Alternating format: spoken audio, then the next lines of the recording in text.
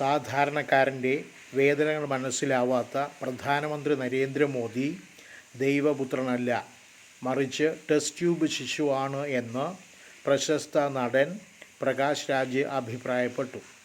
വിടുതലൈ ചിരുതൈകൾ കക്ഷിയുടെ അംബേദ്കർ സുഡർ പുരസ്കാരം ഏറ്റുവാങ്ങി സംസാരിക്കുകയായിരുന്നു അദ്ദേഹം.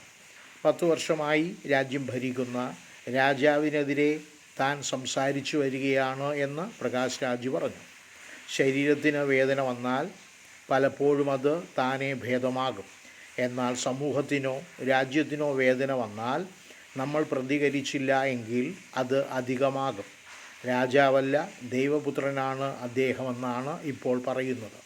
പുഷ്പക വിമാനത്തിൽ വന്നിറങ്ങി ജനങ്ങളെ വേലികെട്ടി മറച്ച് രഥത്തിൽ സഞ്ചരിക്കുന്ന അദ്ദേഹത്തിന് ജനങ്ങളുടെ വേദന എന്താണെന്നറിയില്ല.